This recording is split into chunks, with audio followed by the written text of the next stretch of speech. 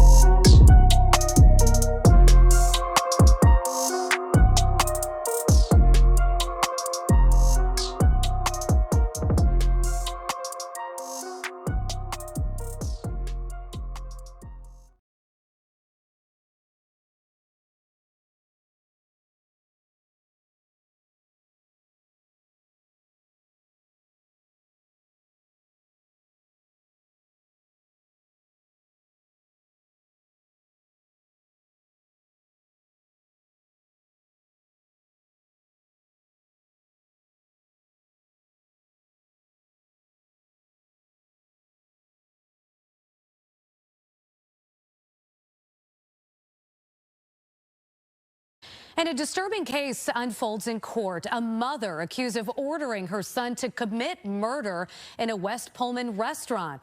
The mother and son are now charged, both of them. Elizabeth Matthews joins us now with more on this developing story. Elizabeth? Yeah, not only that, mom, who's accused of giving those shoot-to-kill orders, is now being held on $3 million bail. Parts of that shooting were actually captured on this restaurant's surveillance video, which helped the witnesses identify the suspects to police. So this all happened Sunday night, police tell us, just after 11 o'clock, about 11:05 p.m. 35-year-old Carlisha Hood and her 14-year-old son arrived at the Maxwell Street restaurant on South Halstead at 117th. Hood went in for food. Her son waited in the car. Prosecutors say that's when she began arguing with this man, 32-year-old Jeremy Brown, who was also inside ordering food at the time. Hood began texting her son, who appeared in the doorway, hands in his pockets. A fight became physical between Hood and the victim. The victim was able to punch the woman once. That's when prosecutors say the boy pulled out a gun, fired a single shot to the victim's back, followed him outside, kept firing, striking him fatally twice in the back. Once outside of the restaurant, while the co-defendant was still shooting at the victim, the defendant instructed her son, the co-defendant, to continue to shoot and kill the victim. Once the co-defendant finished shooting the victim, the defendant turned her focus towards witness one. She began pointing at witness one and instructing her son to shoot her. Prosecutors say the Hood even tried to get the gun from her son, but he pushed her away. No shots were fired at that witness, who is also the victim's girlfriend. Both mother and son facing murder charges. She's also charged with contributing to the delinquency of a minor. The teen boy also facing unlawful use and possession of a firearm. Both, we're told, did surrender themselves to police yesterday. We're also told that Hood, the woman charged in this, the mom charged in this, also had a FOID card herself and was licensed to conceal carry. Reporting live, Elizabeth Matthews, Fox 32, Chicago. Now, let's start with this female dog, Miss Annie McCord, whoever she is, and the rest of the Chicago law enforcement that responded to this incident and did a bang-up job with the initial canvassing of the scene, and did a bang-up job with interviewing all of the witnesses that actually remained there, because a lot of the men ran out of the building as soon as things got hot. We're going to talk about that later. But media, law enforcement immediately villainized this woman and her child. Immediately. But that's what they do to us, right? You can be a white woman shooting a black woman through the door, and yet this white woman still got character. She was scared. She still had morals. You can be a small man being approached by a young black man in a hoodie, and you can shoot this young black man in a hoodie, and yet you were scared. You were standing your ground. But don't be a black woman who's getting assaulted and beat down in front of everybody in this restaurant, and has to be protected and saved by her 14-year-old son. They initially stated that this woman had her son. She texted her son to come into this restaurant with a weapon just to shoot this young man down. Oh, better yet, the young man was initially called the victim. He got one punch off before he was shot to death by the 14-year-old.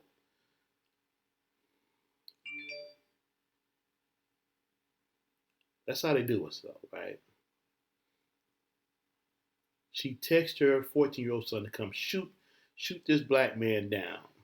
And also, when he got done shooting him, killing him, then they went on to say that she told her 14-year-old son to shoot the witness too. Can't have no witnesses, right? This is a story they initially came up with. And this narrative carried for about 4 or 5 days. Fox News made sure it carried on. Even ABC News, they jumped in on this too. And the media coverage was black woman has black son shooting black male in a hot dog restaurant in Chicago, and shooting him to death. And now they're classifying this young man as like he's an assassin or something. All because the lack of investigating the incident that occurred. And then, lo and behold, this happened. Rob, the Cook County State's Attorney's Office said it was partially new evidence that helped lead them to this decision. Tonight, Carlisha Hood and her son are both out of jail, no longer charged as murderers. And a Chicago activist here in the city says that he believes it was cell phone video that helped lead to this decision. A violent fight turned deadly shooting at this far south side hot dog stand is now at the center of a major legal reversal. Police say as Carlisha Hood, seen here in the pink dress, was standing in line late on Sunday, June 18th, she and a man began arguing. That's when they say Hood's 14-year-old son came into the restaurant. We've blurred the boy's face because he's a juvenile who's no longer charged with any crime. As he's watching from the doorway, police and witnesses say the man arguing with his mother, identified as Jeremy Brown, repeatedly punches Carlisha Hood in the head. The violent attack was captured on this cell phone video, which was shared on social media by a local activist and has been viewed more than 32 million times. We froze the video before the impact of the punch. Police say as his mother's being hit, Hood's 14-year-old son fired his gun repeatedly at Brown, shooting him in the back. Police say Brown ran out and the mother and son did too, with the son still shooting. No one else in the establishment did anything. And so once he saw his mother being severely, hit, he took action. The two surrendered to police and were later charged with felony first-degree murder. Today, the Cook County State's Attorney dropped those charges, saying in a statement that, quote, based upon the facts, evidence, and the law, we are unable to meet our burden of proof. ABC 7 legal analyst Gil Sofer explains. The state, once they got a hold of this video, saw what the defense would be, and that defense would be self-defense, because now that the defense has a claim, a very strong one, it seems, that the shooter was acting in defense of his mother, who was being pummeled by an assailant. That's a pretty hard case to bring on murder charges. We did reach out to Carlisha Hood and some of her family members today, but they did not want to comment. Just now, an attorney representing the mother and son said they'll be speaking tomorrow morning about a lawsuit they plan to file. Now, this female dog has egg on her face, and this mother and son have to live with the emotional and physical scars of this entire ordeal, all because they wanted to get some dinner at this hot dog stand.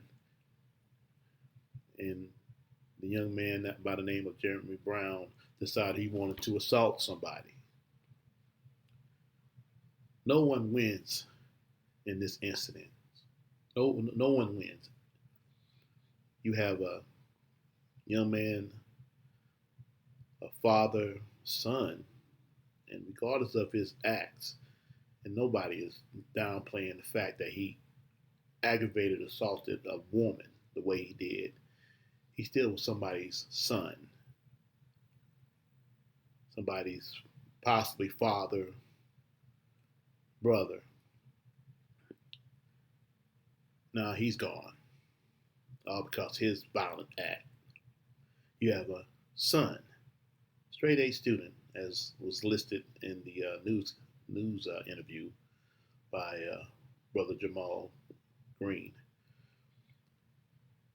who's an A student, has several acting credits to his name. He's an actor. Young man is doing well for himself. Now he has a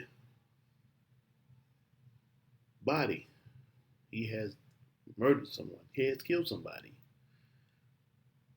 Now, granted, he did it in self-defense because he had to defend his mother. But he still has to live with that. Then his mother, who not only suffers the physical scars behind this entire ordeal, she has to deal with the emotional scars and her son's emotional scars. No one wins. No one wins because this incident was senseless.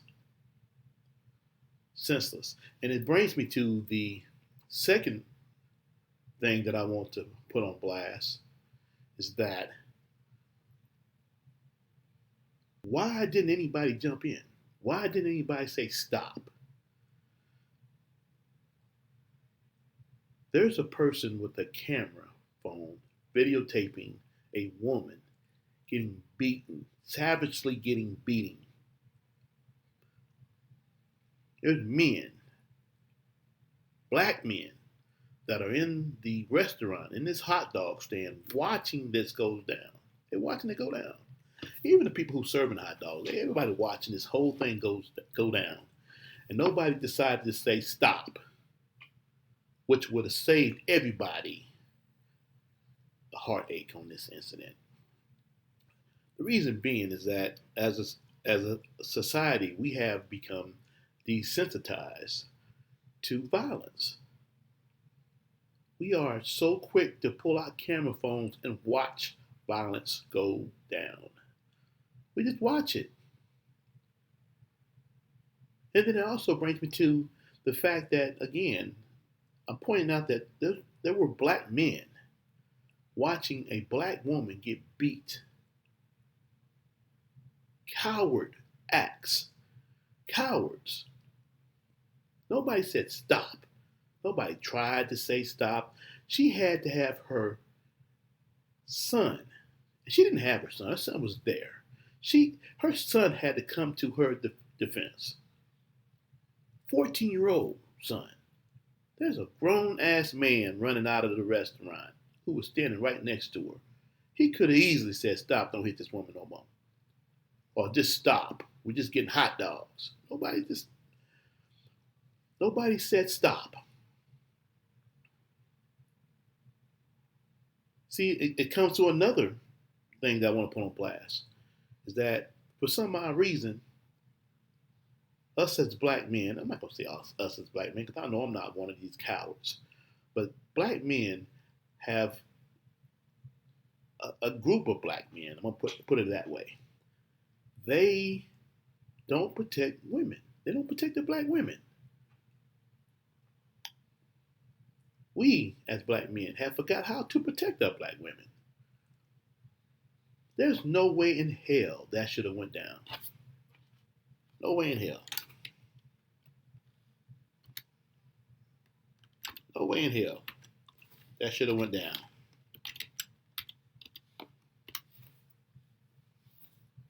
No way in hell that should have went down. Somebody should have said stop, grab somebody or something. But no. Grown-ass black men watching a black woman get pummeled, beat down. Our society has gone to shit. Excuse my language. It has gone down. We have forgot how to protect our black women. We must do better. No one wins. You have a young black man that has killed somebody, has to live with that. You have a black man, a son, a father, whoever he was, Mr. Jeremy Brown, who is now gone. His family is mourning him, regardless of his violent acts. And you have a educated black woman who was just trying to get dinner for her son and herself at a hot dog stand in Chicago, and she gets beat while waiting for dinner. And we have black men and a camera phone watching the entire ordeal goes down. They're just watching it go down. We have to do better.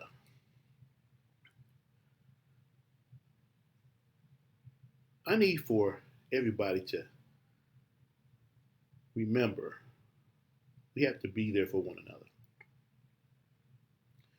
And I want you to don't forget to like and subscribe and leave your comments. I would love to hear the comments on this. I'd like to hear what y'all what do y'all think about this? This was a tragedy. A tragedy. And I want y'all to understand that we gotta do better. I'm gonna say that over and over again. But thanks for watching Justice Blast Media, where we put injustice on blast. And don't forget to go by my apparel shop, where I have apparel that keeps the conversation going. It's called Injustice Blast Apparel. Please go by and take a look at that. Let's keep this conversation going.